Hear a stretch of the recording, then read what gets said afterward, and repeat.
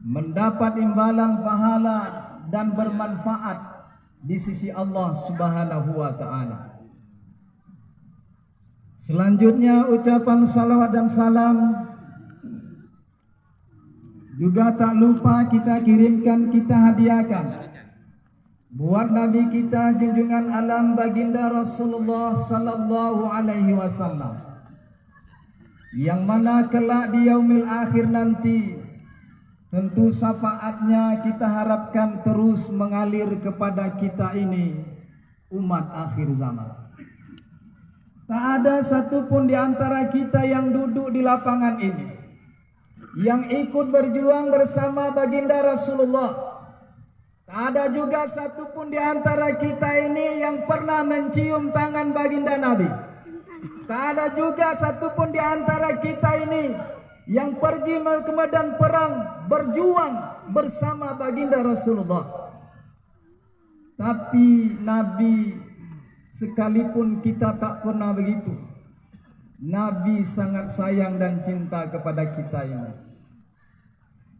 Sehingga di dalam riwayat dikatakan sidang jemaah yang mulia, ketika baginda Rasulullah akan tinggalkan dunia yang fana ini, keluar dari bibirnya ummati, ummati, ummati. Artinya kita-kita inilah yang dipikirkan bagaimana nasib kita ini nanti. Apakah kita ini termasuk orang yang selamat atau orang yang sesat? Menjadi kekhawatiran baginda Rasulullah saking cintanya dia kepada kita.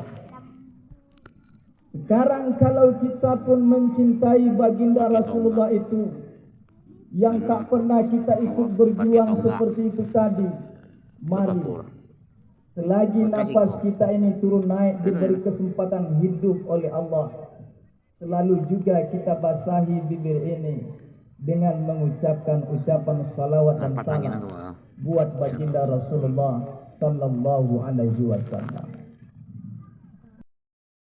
Anak-anak yang dirahmati Allah Subhanahu wa taala, judul khutbah Idul Adha kita pada kesempatan hari ini adalah cinta dan pengorbanan. Hati yakin dan percaya bahwa setiap apa yang kita cintai, setiap apa yang ingin kita miliki, setiap apa yang ingin kita dapatkan, maka tentu di situ diperlukan pengorbanan.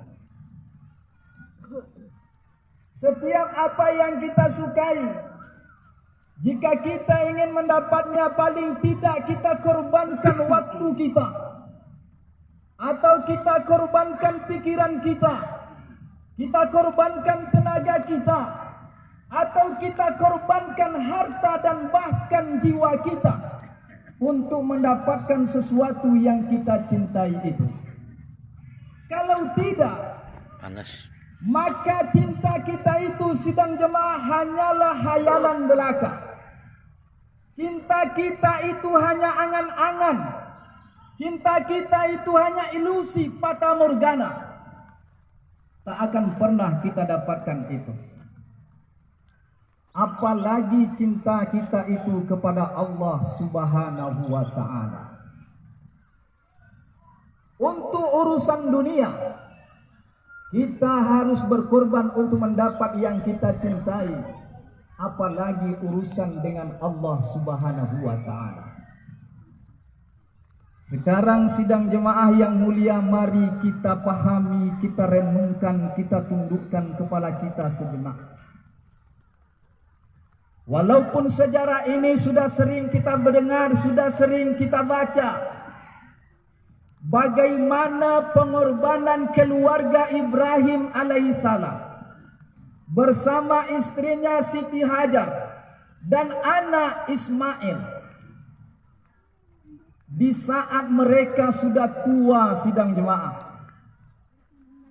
Namun kehadiran seorang anak belum ada tanda-tanda di tengah-tengah mereka. Usia sudah lanjut, Namun walaupun begitu mereka tak pernah putus asa, selalu meminta dan munajat kepada Allah.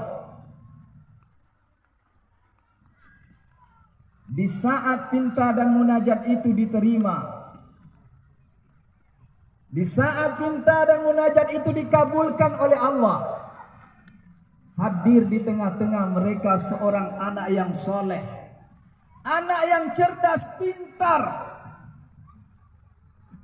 Usia sudah tua, sudah lanjut, hampir putus asa. Sekarang dikarunia oleh Allah berikan anak yang saleh, pintar, cerdas. Di saat sudah bisa membantu ayahnya, bersenda gurau, bermain, asik bermain dengan anak. Datang waktu itu perintah sembelih anak engkau itu Ibrahim.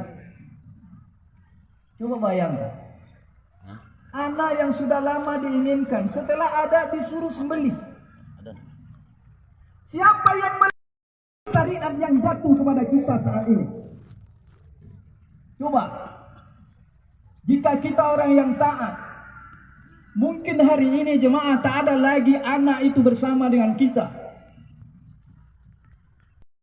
Pada ayah dan ibunya, takut akan dikorbankan, disembelih setiap hari raya Idul Adha. Atau mereka masih ada, utuh, lengkap, hidup bersama dengan kita. Karena kita termasuk orang yang tak taat kepada Allah. Sekarang diumumkan oleh panitia 207 ekor dari masyarakat Kenegrian Kari 4 desa.